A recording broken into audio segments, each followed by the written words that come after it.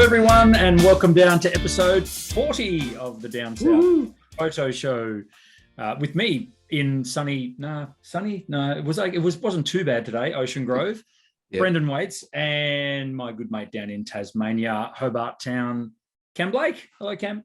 G'day, Brendan Waits. How are you today?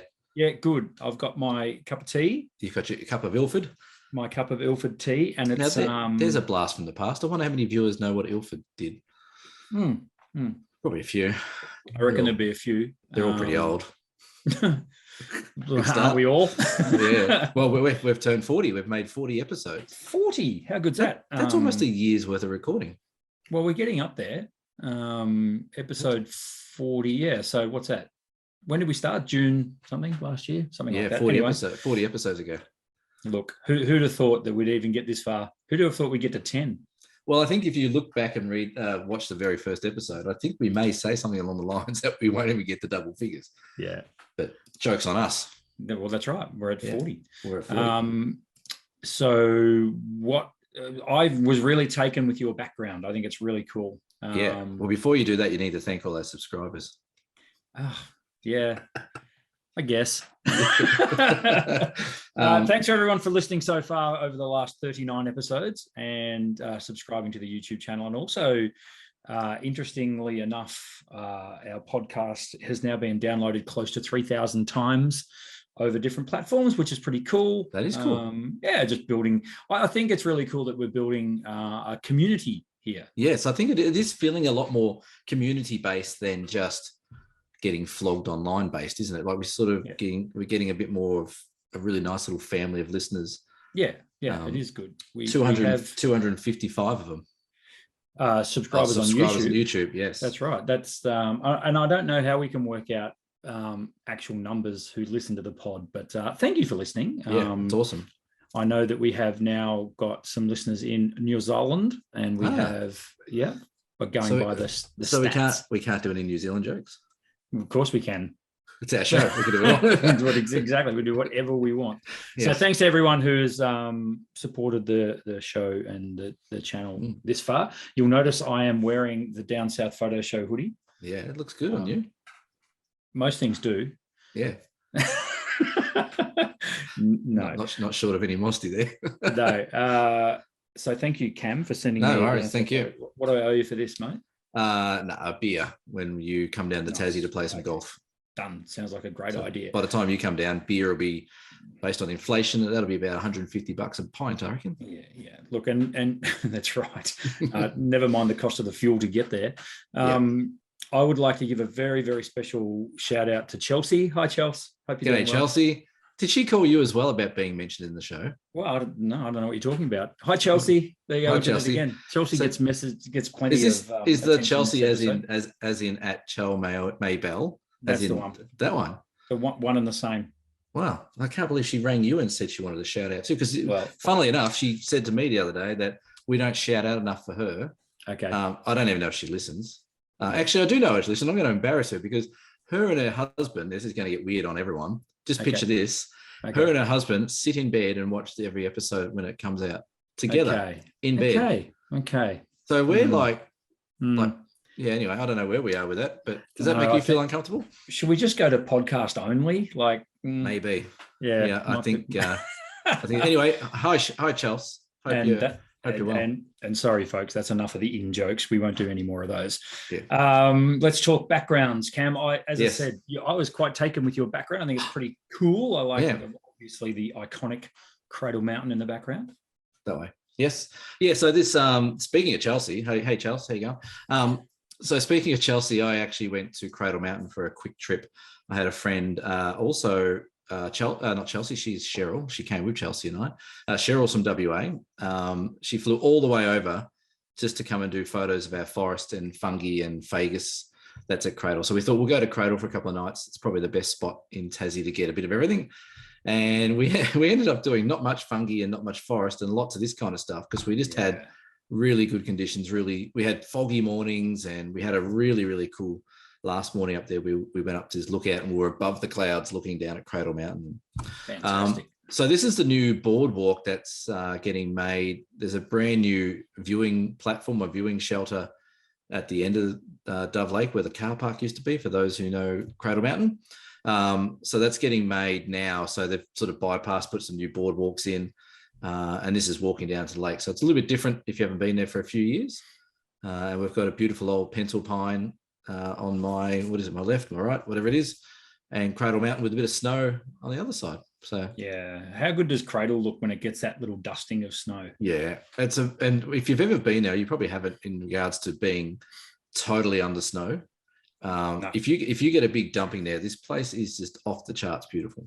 Yeah, it just doesn't get any better. So, but you little liked a bit of dusting, that little bit of last afternoon light sort of clips the side of the peaks. Yeah, and this is taken on the Olympus OM1. I'm going to plug it again. Nice. Handheld for about a second, because you can see the river. This side is running. Yep. Handheld, no problems. You have got water blur there. It looks grouse, and I really like the that tree there just above the flowing water. It really stands out. The grey sort of tonal range in the branches there looks excellent against the green foliage.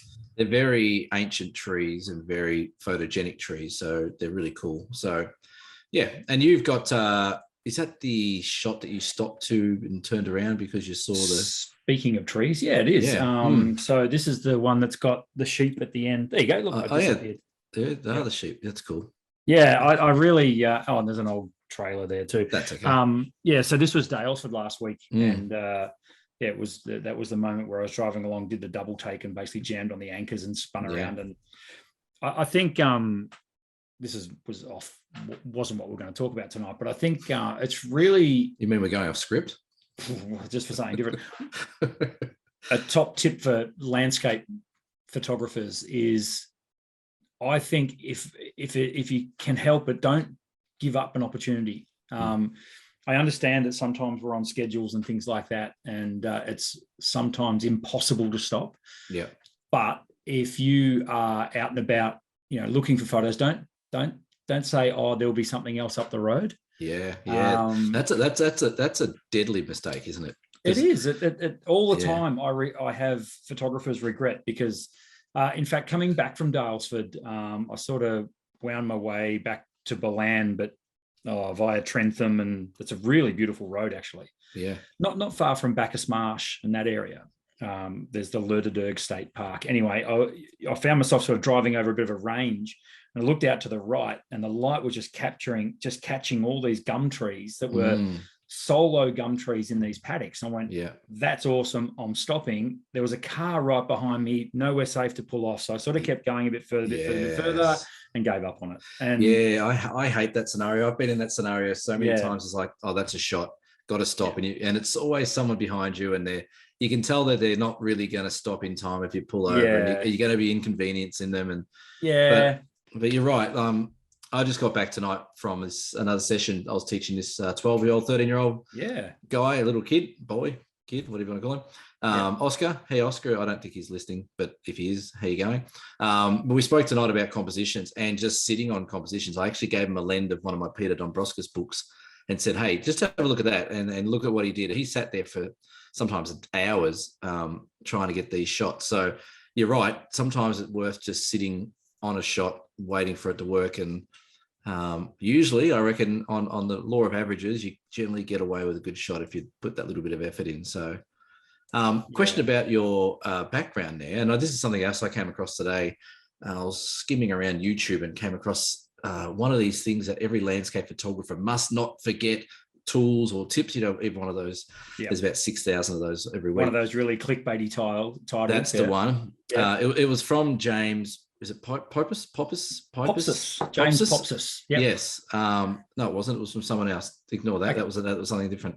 Well, we gave him a shout out. Sure. No, it was about using a telephoto lens in your landscape shots. Now, the shot behind you, have you shot? That's not obviously a wide angle. It looks like you've shot it maybe at sort of 50 mil or 80 mil or something like that. Or, from memory, this is shot actually with.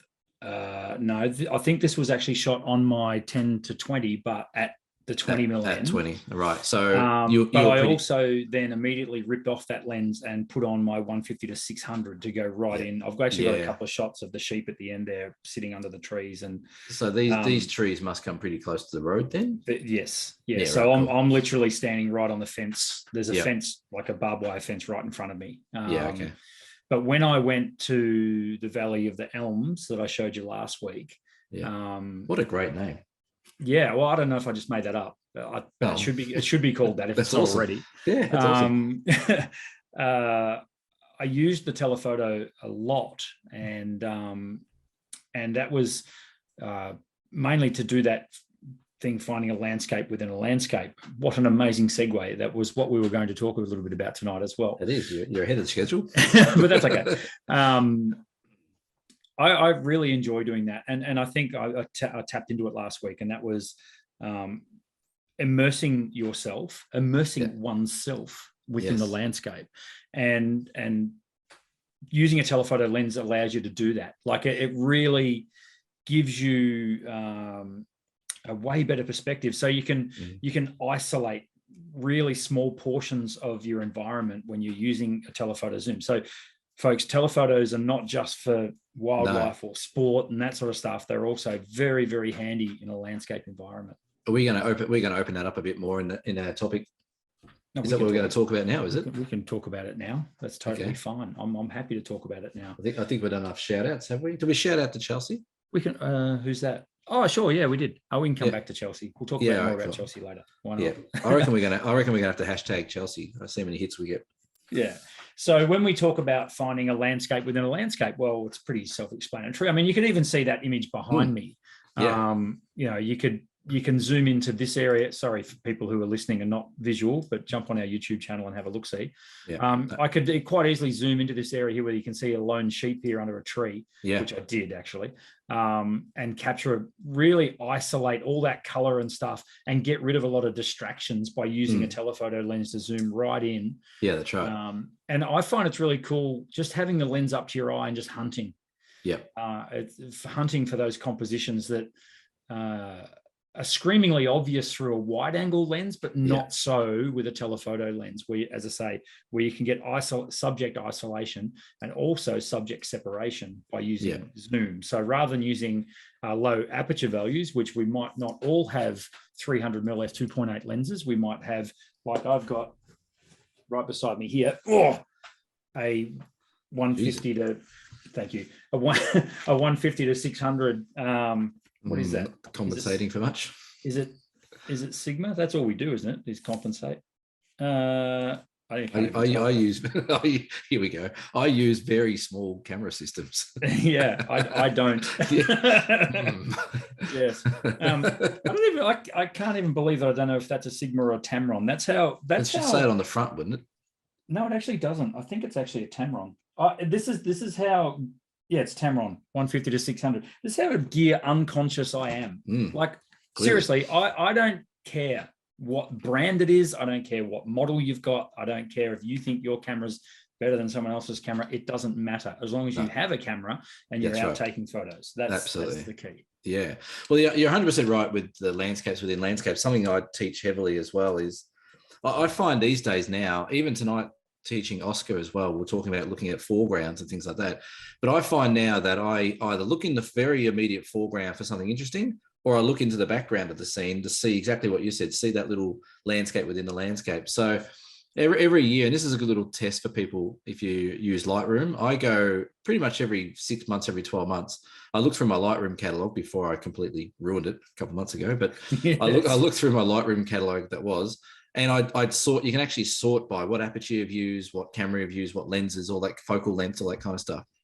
And over the last few years, I've sort of narrowed it down to what my most popular focal lengths are for my work.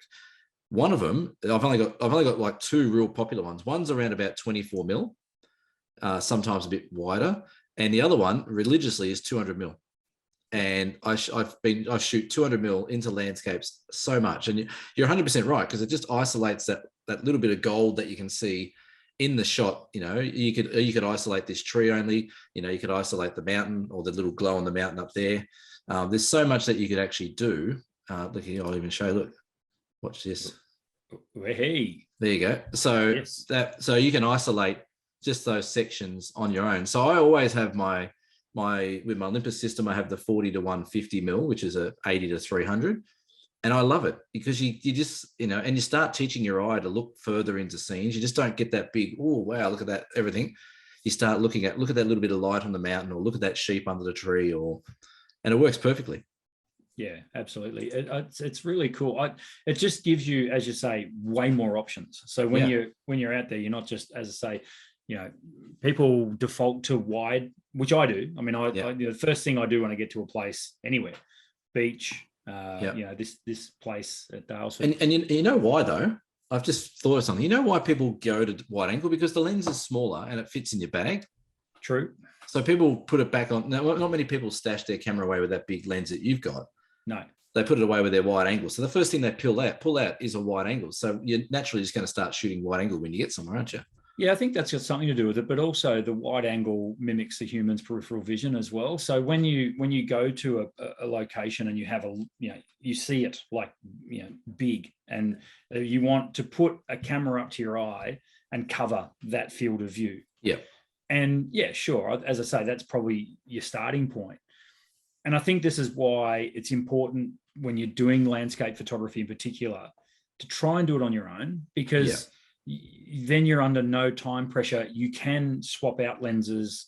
Yeah. Even to the point where I would, in a perfect world, I wouldn't swap lenses. I'd just have two bodies. And that's very common. And a zoom. That's very common. And one of my guests from the East Coast had that. She had one body. One body with the bigger lens and one body with the wider angle lens. And you can almost identically set up the cameras in regards to settings and raw file and all that kind of stuff. Yeah. And it just means, and they're the same camera, so you're not compromising quality or resolution or anything like that. It's another good way, again, if you've got the means and ability to buy two camera bodies, but it also allows you to really minimize dust getting in your camera from changing lenses if you're in a really crappy situation and things like that. And but yeah, you're right. Like I got another. I haven't thought about these examples, but I've just had them here. I've loaded them up. So we did another shoot up at Cradle Mountain, and you can see there's Cradle Mountain behind me there somewhere. There we go. Yep. So that's a shot from this little lookout we did at the end. So we had this inversion of cloud, fantastic. And I rocked up with my wide angle. I went, how good is this? This is incredible. Look, they've got fog here, tree here, this little mountain. Where are we? Over here. I can't even figure out tonight. What am I doing? That way. Yeah. That little barn, that's called Barn Bluff. And as soon as I got there, I'm like, that's going to catch light, that thing. It's not going to really show up on a wide angle lens. But if I can crop that little section of scene into a bigger lens, then I can get things like that. Yeah, cool. So that was just, a couple of minutes later. So yeah, you're 100% right. It is an amazing thing to look at landscapes within landscapes. And I think it's something, if I was taught earlier in my career, I think I would have got better quicker. It took me a while to figure out that and exposing for the light you see. Yes. They were the two golden things, I think, that sort of molded me into a better photographer. Yeah, now that's a probably topic for a whole other podcast, is setting correct exposure for the light that you're seeing, and not blowing out highlights or killing shadows. It's in some regards that can only be taught with practice, because it always changes. I mean, look at the scene behind me, how there's mottled light, there's scattered highlights. How do you meter for that correctly? Shadows on the trees, shadows, all that sort of stuff. So, but your daughter learned it very early. Remember that video? How good's the light, Dad? So yes, that light is getting so good. But that you're right, and teaching people to see that light different and expose different. Yeah, it's more practice than teachings. But I think the point being that there is no correct way. I mean, it's it's looking at a scene, interpreting how you want that scene to come across through the lens in your image, and then setting your settings accordingly to do that. And I've been guilty a lot of late, really, of just defaulting back to program mode, which is fine. Like that because I've sort of, because haven't been shooting as much over the last couple of years. I go back to program mode mainly so I can, pardon the pun, focus on composition. and get my groove back with composition, because I think this is going to become a real catch cry for us, and that is composition is everything. Yeah. Well, you got to thank Jenny for that last week. Yes. Yeah, you're right. Composition is everything. And with composition, obviously comes good exposures and good light and all that kind of stuff and interest. But if you can get a composition that starts real easy, and I teach this on the workshops. I mentioned it last week as well, that the CAT, I call it, CAT. Yes. So composition, number one, get your composition, get there early, get a composition, look for one, hunt for one, stick to it, choose your aperture so you can sort of sort out your depth of field and how much you want. And then time of day or time of year is everything. Those three rules is like 90% of the job done. Yes. So I'd say 95%. Yeah. It is. You're exactly right. It's one of those things with composition. I do like the idea or the thought of getting one composition and working it to death. I can't do it. Maybe it's a form of OCD I have. I'm not sure. But when I'm in an area, like if I was there where you are at Cradle, mate, we'd be drinking beer. Probably, but I'd be going nuts and trying to get it all, because I know if I go to Tassie, I'm only going to be there for a very limited amount of time. Whereas someone like yourself who lives there, you can have a bit more freedom, because you can look and go, well, I know I'm going to be back here. Yeah, yeah. Whereas someone like me, it'd just be like, man, I reckon that's your first photo. I reckon I'd be in that area alone and take 500 photos. Well, that's the thing. Like on the weekend, we went up there to, to really spend time in the forest, and we did get in the forest. There's a forest shot there. Yeah, nice. It's pretty cool. But we just kept getting these kind of conditions. Yeah. Wow, you poor buggers. Yeah, I know. So it was tough going. Yeah. But you're right. It's composition you've got to work with, but it is hard when you're limited, especially if you're traveling. And that's the same with the workshops. People come, like, we've only got 4 or 5 days together, and you might only be at Cradle Mountain for a day. You've got to nail what you can. But I think the more you practice and the more you get out there, and sometimes I think you see compositions, they sort of transfer into different scenes. So same composition, I guess, makeup, completely different scenes. So, the leading lines, the horizons, the different things that are working for it. So you can take a photo like this at Cradle Mountain, but you can easily incorporate that down to Ocean Grove along the beach with a path or something like that, with a tree on this side and a mountain or a cloud or something on that side or whatever. So learning that stuff. Exactly. Learning that stuff is practice makes perfect. And I always use the analogy. This is no secret. Cam and I both don't mind a round of golf. And the funny thing is, when I practice golf, when I go to the driving range, the more I play, what do you know? The better I get at the You win competitions like you did today. Competitions, I win. And competitions. Yeah. It's one of those things. If you keep your camera at the ready at all times, in the car, charged up, memory card in, all that sort of stuff, happy days. I've even got to the point where I say to people, just if you want to go through a period of growth with your photography, have your camera visible, leave it on the kitchen table, leave it on somewhere where you're going to see it, and pick it up. That's how I change my aperture. That's how I change my shutter speed. Yeah. This is how I change my ISO. This is exposure compensation, all that stuff. Yeah. Yeah. So that when you are in the field and you are you're faced with a gorgeous scene like Cam's got there or what I've got here. Yeah. It's second nature. I know how to capture that. And then it really can, all your energy and effort goes into those compositions and building those. It's great that you say that, because I find on each trip I do, my rule on the trip, so if anyone wants to come on a workshop with me, the first session we do, which is usually the first night or the first sunset, I don't really help much at all. I sit back and I observe. Yeah. So I'm like, okay, that person's doing something that way, that person's doing that way, that one that way. Okay. So what I'm going to do is I'm going to mold them all into doing something very similar, which is exactly what you said. Knowing where their exposure compensation is, knowing how to change aperture, knowing where their self-timer is. And within the first day and a half of our trips are getting to know each other, getting to know some locations, taking a few snaps. If there's something really good going on, then I'll just dial in their settings for them and say, hey, you got to get this.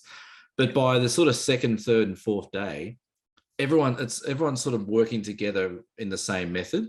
Yeah. And you go from people panicking, you see it, like they go from, oh my God, this is amazing, this scene behind us, how do I get it? To like, hey, I'm here, I've got plenty of time to set up. I found my composition. Cam said to use these kind of settings. I'm ready to go. And then we just wait and it just works. And then I try and get them to say, look, try and find a couple of other compositions looking all different ways in case the light changes. Yeah. And then you're set, you're ready then. And it's amazing to see that transition. And you can do it in just about a week's time, from that panicked photographer looking through their camera and their settings more than looking at what's going on up there, to, hey, we're here, we're early, we're ready to go, bring it on. Yeah. And it's awesome to watch. I love it. Yeah, for sure. I'm not sure we stuck with landscapes within landscapes there. We sort of went on a bit of a few tangents, but that's good. That is good. But yeah, landscapes and landscapes. Yes. Yeah. No, I think it all ties in together, because once you start seeing landscapes within landscapes, to me, once you start seeing them, you're on a different level of composition. You're seeing I suppose saying landscapes within landscapes is a bit of a misnomer. It's more seeing imagery within a landscape. So, by definition, a landscape photo is, I would have thought, a wide, what we've got going on behind us, rather than a zoomed in part of it.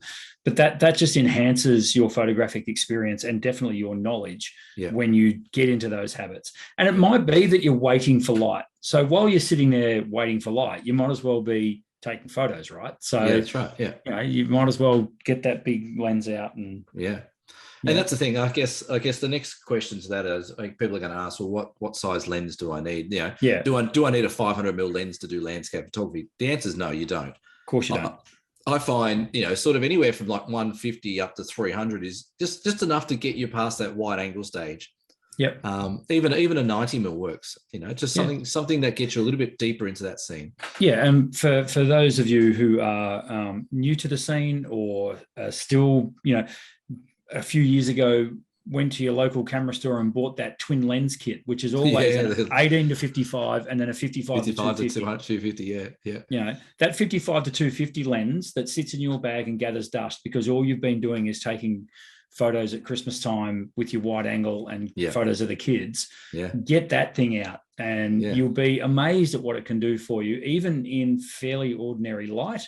It doesn't have to be incredible light. That's the thing. You can still chuck it on a tripod.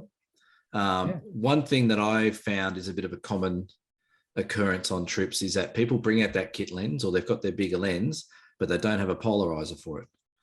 So either you've got to buy a polarizer for that lens as well, or you've got to buy a filter system that can interchange between lenses and things like that. So, the polarizer still works if you're shooting into scenes. So you can still, it has the same effect. You're just shooting closer to things. So make sure you bring that polarizer as well. Yeah, it can be very, very useful when you're out in the field. That's a good topic. Yeah, it'll no doubt rear its head again at some point in our podcast journey.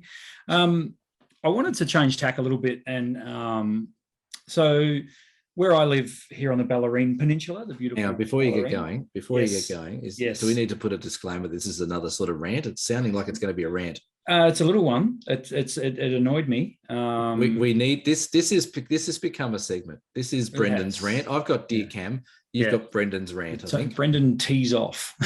There you go. I love it. Something like that. Anyway, put the ball on the tee and let's go. Oh, this annoyed me because anyway, down here on the Bellarine, there's a little town called Queenscliff. Wonderful. It's its own borough, actually. It's the borough of Queenscliff. It's outside of the city of Greater Geelong. Right. Don't know what that's got to do with anything, but it's a beautiful little town. They've got a magnificent little jetty there. They've got a marina there. It's a very old town. Like there's beautiful old buildings. There's a lot of autumn colours there as well. There was a bit of it got a bit of history there as well with World War II and things like that. All that sort of stuff. Cool. There's a couple of forts there and old lighthouses and stuff. It's really cool. Anywho, there's a photographic competition. Sorry, I beg your pardon. It's an art prize and it has a photographic section in it. That's being run down there. Great, all for that sort of stuff and running competitions and stuff. However, when I clicked on their link to, and because it's open to professionals and amateurs, there's a professional section. I thought, oh, that's pretty cool. Like because quite often photographic competitions, they exclude professionals. Yeah, or they exclude the amateurs as well. Well, that's right. And in this case, it's open to all, and they've got a section for professionals. I thought, oh, that's actually pretty cool. I've got some good shots from Queenscliff. Maybe I'll enter. Yeah. Then I found out they're charging $165 for you to enter one image into that competition. $165 to enter just one image. To enter one image into the competition. Now, not like entering, $160 you can enter 8 images per image, $165 per image, which sort of it stopped me dead in my tracks. Well, I'm not entering that. Like, what's going on there? Now, I did look a bit further, and yes, there is prize money involved. So obviously they've got to make money for the prize money. Yeah, exactly. And if I was more researched, I'd tell you what the prizes were. But point being, really, $165 for it just didn't seem right to me, and it seemed like a bit of profiteering from. Well, I guess what essentially should be, a competition that you enter, and in the hope that you might, that some people might appreciate your work. I guess they've got to cover costs and things like that, and whatever else. Are they putting on something like? Is it is it all going into a whatever it is, like a gallery or what they're doing an exhibition or something? Or so on the it's called the Queenscliff Art Prize, and it is on the Queenscliff Jetty. They're actually putting printed versions of the winning entry, or I don't know if it's the winning entries or all the entries, and they display them along the side of the jetty, which is pretty cool. That is cool. Yeah, but I'm just not sure why you would pay that much to do it. So, and is this the first year they're running it, or is it no? This they did have a crack at it a few years ago, I think, on the other side of COVID. Right. Do you know what? I actually can't even see where there's a like if you win a prize, it doesn't say anything. I think it just basically the prize is you get your artwork shown on the jetty. Yeah. Now I'm all for pushing art, and I'm all for people being involved in showing off their artwork and stuff. Yeah. But I just don't understand how they can charge so much to enter. Yeah, I'm just reading through some of the details of this, and that's interesting. The conclusion at the conclusion, their intention is to work with a local charity and sell these unique exhibition panels for $200 each. Right. So with 50% being returned to the artist, and 50% going to the charity. So if you enter $165 and you do okay, I guess, if they have a finalist or they have a short list, they're going to try and sell that for $200. So you might get $100 of your money back. Yeah, but that's only if they buy it. I don't know. I could be being really naive here. Is it more about just encouraging people to show off their artwork, and these are the costs involved, so they do it, or is this? I don't think this is a not-for-profit organisation.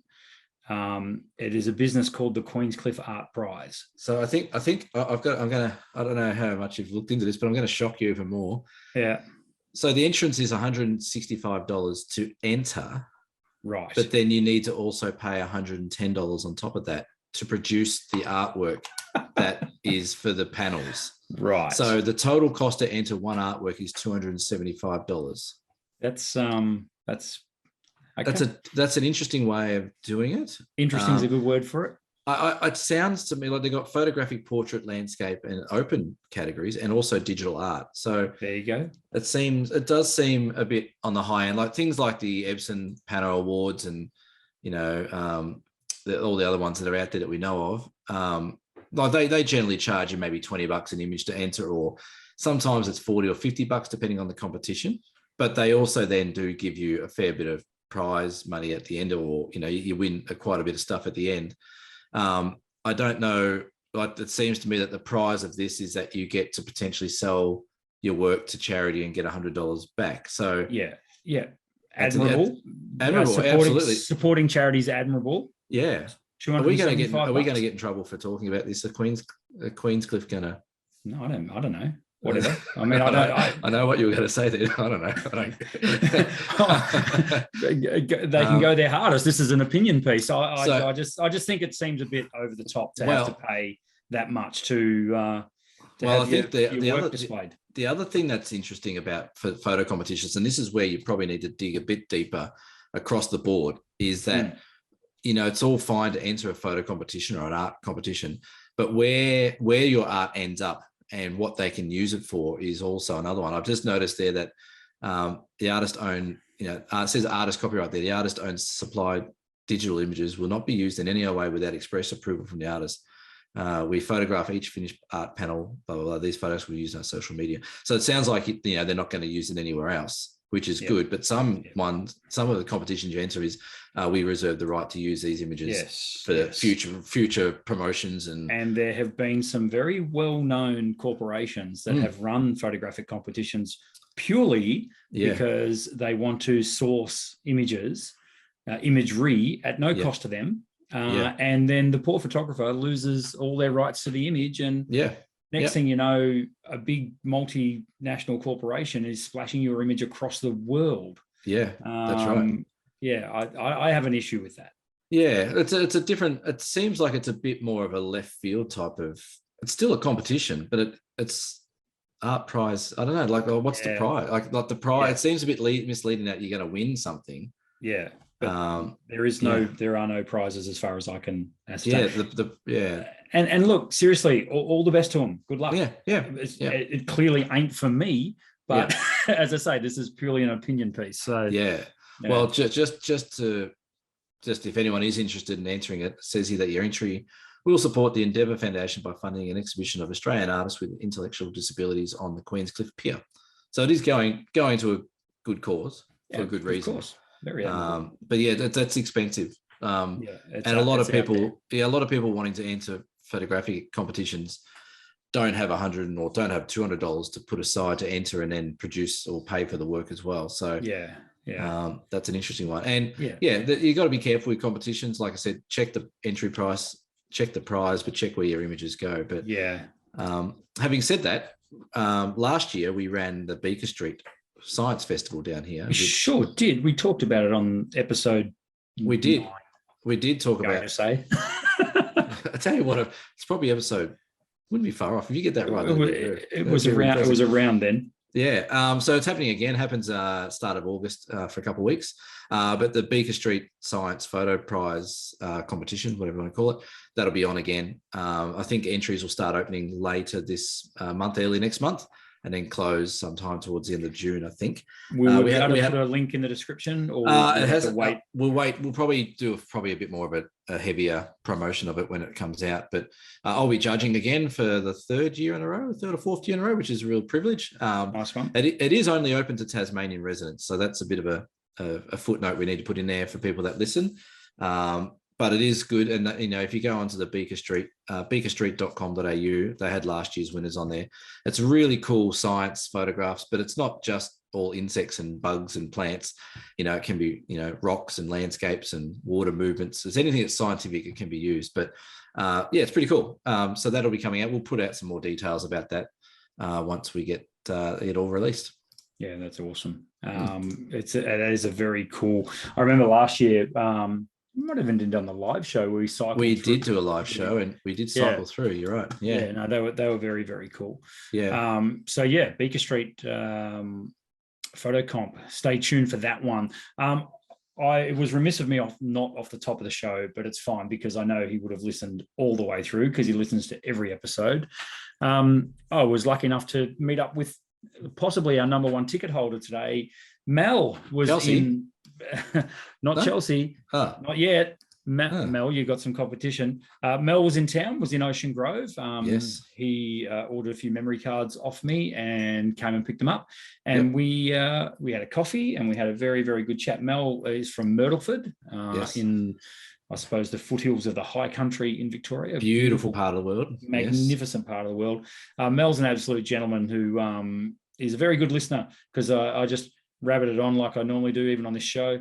And yeah, we had a good old time. Mel's hitting the Great Ocean Road, so he got me to point out a few spots on a local map of places around here that he could photograph, and also places when he gets further along, Lorne, Port Campbell, Port Fairy, all these places. Beautiful. So it's funny though. I spoke to Mel. Mel ordered some merchandise from my other side of the business the other day, which I sent out, and thank you again, Mel. But it was really interesting. I spoke to him on the phone. Lovely guy. You've met him. Lovely guy. I'm yet to meet him, but will, I think, soon. It's just surprises me that he shoots Canon. I just don't get it. Like, he just seems like such a nice guy. Everything works really well until he mentions his Canon. So I think, like Chelsea. Have we mentioned Chelsea? I shoot. You should everything. Chelsea, who we need to give a shout out for Chelsea. G'day, Chelsea. Chelsea who? Oh, hi, Chelsea. Yeah, Chelsea. At Chal Maybell, which is her Instagram handle. She shoots Olympus. So like her, Mel could get in that inner sanctum of Olympus users if you wanted to. The artist formerly known as. Right. The camera system formerly known. One thing we don't often mention on the pod is if you want us to talk about something, by all means, hit us up. Put a comment below if you so photographic related, that is. I was going to say, can we clarify that has to be about photographic stuff? Yeah, who knows what Chelsea might bring up. I would reiterate, if you have got a subject, something you might be struggling with, something that you might find is a bit difficult, or just something that we haven't talked about in the previous 39 episodes of the Down South Photo Show, by all means, we're always looking for things to talk about on this show as well. Not that we ever struggle to fill the time, but there's so many topics we can talk about. But it would be awesome if you want us to talk about something. Yeah, it'd be good if there's something that's really eating away at someone in their photography, landscape photography, they just can't nail, or they keep coming back to it, or it's the same problem each time they get a file or something like that. Yeah, let us know.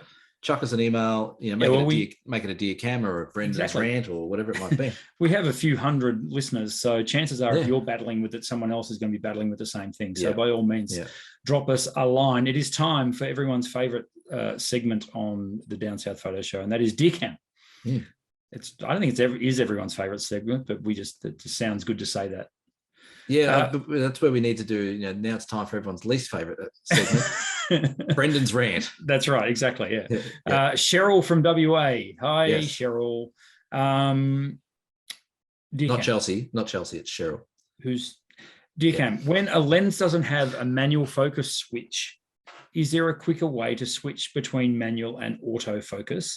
And do you suggest using focus peaking in manual focus? Hang on, this is a two-parter. I didn't know about this. This is 2 for 1 here.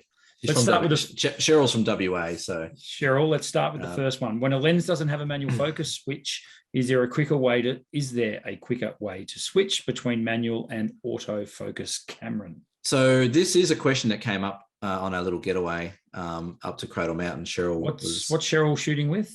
Cheryl's shooting with the Olympus OM1 Mark III.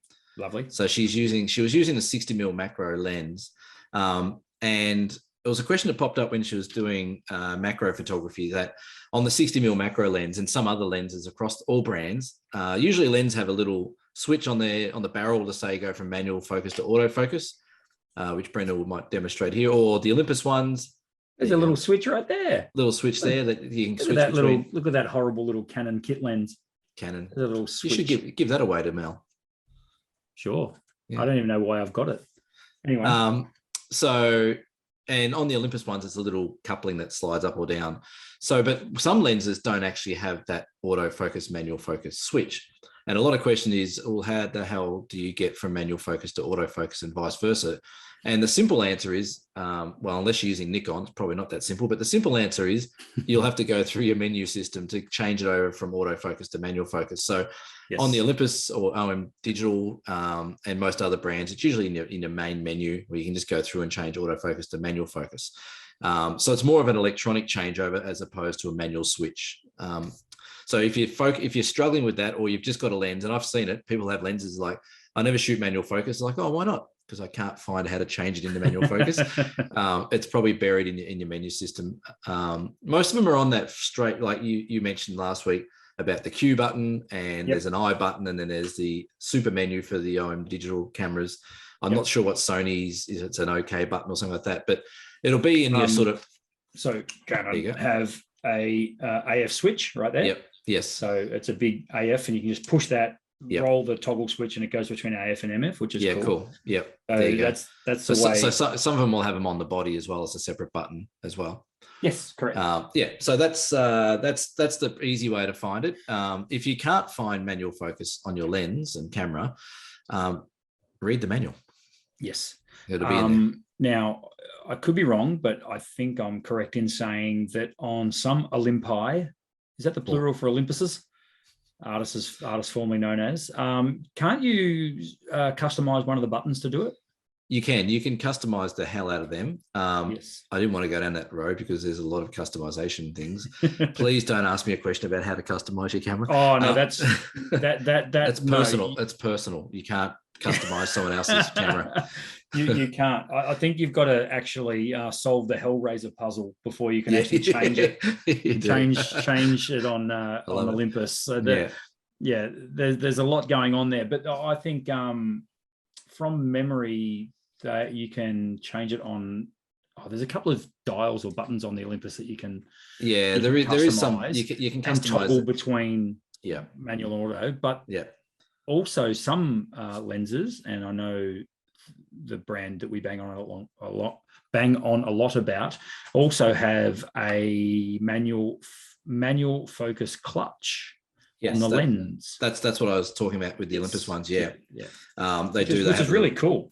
You just it is really cool. One thing to keep an eye on, if anyone is an Olympus user and they're listening, sometimes people pull those lenses out of their bag and a little coupling has slid back into manual focus. Yes. And they think their lens is broken. Just check that, because that's a real easy way. Some people get really frustrated with that. So. I had a customer come in, it was a while back now, and I had a brain fart and just totally forgot about the manual focus clutch on the Olympus lenses. And we were searching. We could not work out why would this thing not autofocus. Like, it's just we're doing everything right. When we manually focused, it was working really well. But then I just stood there in front of this guy and just went click, and he went, "Oh, that's right." It happens a lot. It does happen a lot. So cool. There was a second part to that, wasn't there? Do you suggest using focus peaking in manual focus? For those of you who don't know what focus peaking is, Cameron, would you like to shed some light on that? Sure. Focus peaking. Focus peaking is where it's a little bit. What's the easiest? It's an electronic way, or on your screen, a digital way, where it'll show you on the screen when everything is in focus or not in focus. The easiest way to explain it is that you can turn focus peaking on in your camera, and it does like a little red outline or green outline or yellow outline around all the bits and pieces of your shot to show where it's in focus. And when you move the focus away from that point, those red lines and dots all disappear. So it's a guide to your manual focusing. And I would suggest, especially if you're doing macro stuff, if you're doing really small, precise stuff, the manual focus peaking it makes it a hell of a lot easier. It takes a lot of stress out of trying to get that focus right. And it also, which is also really cool, I'm pretty sure this is across the board with most cameras, but when you shut the aperture down, when your depth of field gets bigger, you can see in that focus peaking, you can see the focus plane actually grow and shrink based on what your aperture is. So it'll show you what's getting captured in that depth of field and not getting captured. So I would suggest, yes, at all times, and a lot of people do use focus peaking, even for large landscape scenes as well. So if you've got it and you can turn it on, it's something else you might have to turn on in your camera. But focus peaking certainly does help pinpoint that focus. Yep. See, because there must be a few different ways to focus peak, because isn't the other way you can literally just zoom the image up on the screen as well? Yeah, some of them you can actually, some of them I'll work on the OM cameras because I know them pretty well. So when you go into manual focus and you turn the focus, you can set the camera to automatically zoom in 100% or 200%. That's right. And then what it does, it'll pick up your focus there, and you can then move your little square around and focus in all different little bits of your shot here. So for example, the tree here, you can put your focus point there, and then manually focus, and it'll zoom in onto that section and show you the trunk of the tree, and you can do the manual focusing. So, and some cameras you can change to how much magnification you can go in and out. My only advice about that is, in my experience, is just be careful. Some people go, I want to zoom into 1% of that tree to make sure the focus is right. But then you start getting like noise off the screen, because the screens are only relatively low resolution. And sometimes it's really hard to pick up through the grain or the resolution of the camera screen versus the focusing peaking. So it gets a bit tricky sometimes. So I don't always zoom in. I might zoom in like 1 notch just to make sure it's all okay. Yep. Good advice. Thanks. If you have a DearCam question, you know what to do. Send it to us. Comment below. Send us a thingy. What are they called? An email, something like that. We will happily incorporate it into the show. What have we got coming up, Cam? What's your week ahead looking like? Week ahead, I've actually picked up a funny little job yesterday. Okay, it says on the run sheet. Today or yesterday, Lisa? Yesterday. Yes. I've got my assistant in the background. Yesterday, I got an email from this company that does these really sort of, I won't give it away too much because I don't think I can, but they do these really cool little accommodation things. And they said, we need someone to go like that today. They wanted me to go that day. And I'm like, can't do that. Yeah. So I'm going tomorrow for 1 night, possibly 2 nights. And I've got to do some drone photography, and I've got to do some stills and a few other things and get them back. So, it's a really interesting little job. And the turnaround's really quick though. They want photos back in 48 hours from after I get back. Yep. So I'll be doing that. It's very off the grid as well. It's cool. You'll find out once I get it all done. I'm looking forward to possibly even seeing some of the results. That'll be cool. Yeah. And what's going on with Brendan? News. I have a new staff member starting at Camera and Photo, so I'm very excited. You're giving them a shout out. Is it Chelsea? It's not Chelsea, and I'm not naming this person because they might not work out, but Are they going to be watching? Yeah, they're going to go back and watch this. They're going to go back and say, I started working on the 26th of May. Yeah, hang on a minute. Let me just go check that episode. That's right, exactly. Bastard. No, I've been holding out for what I consider to be the right vibe from a staff member. It's important to have when you run a small business. It's important to have good front of house people. Yeah. And that's what this person certainly has shown so far. So with any luck, we can have this new person up and running pretty quickly at Camera and Photo.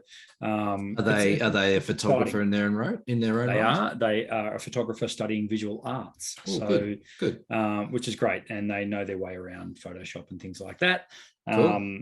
Is that, sorry, did you say that's the Ocean Grove store? That is the Ocean Grove store. Yeah. Right. Okay. Yeah. So it's exciting. That's good. Does that mean it is good. It's good for a lot of reasons, mainly because for the last 3 or 4 months, I have been working a lot and not able to take a break without having to physically close the store. Yeah, which is a real bummer. I feel I hate doing that. But when you've only got one pair of hands and it's one thing about running Camera and Photo, and of course it is a compliment, and that is that when people come into Camera and Photo, they really only want to talk to one person. Yeah, and Chelsea's never there. That's right, because I'm the face of the operation, and I get that. That's, as I say, I find that is a compliment. Yeah. However, there's only I've only got one pair of hands, and well, that's exciting. Does that mean your quota of staff is to a level now before pandemic thing, or no, we're still unders. We'll just see how things go, but hopefully I'll be able to put on even more staff. And one other little thing, I am developing something pretty cool in the workshop space. I've heard a snippet of this. Yes, which I have run past Mr. Blake over there, and it got his stamp of approval. So for a small commission. So we'll and that is definitely something I want to explore, but we'll talk more about that in another episode. Yeah, that's exciting. Awesome. Yeah, it is good. Things are starting to happen in a really positive way after a couple of absolutely Scheisenhausen years. Yeah. I was having a chat today to Oscar, this young boy. His mum was there, obviously, because he's a young critter, and we're teaching him, but we're talking about, you know, workshops and tours and how it's getting back to somewhat normal and getting bookings through into next year, which is great. So it is starting to sound like it's a little bit normal. Hopefully it stays that way. Hopefully nothing. What is it? Monkeypox? Is that the next thing? Oh, for God's sake! I'm not locking down for monkeypox. No, I'm not taking monkeypox head on. Yeah, let's footnote this episode and come back and have a look in about 5 years when Brendan's swinging from a tree. That's right. So thanks for joining us on episode 40 of the Down South Photo Show. We will see you next week for episode 41. Cameron, you got anything else to add, or would you like to sign off? We'll sign off. I think how long have we gone? I have no idea.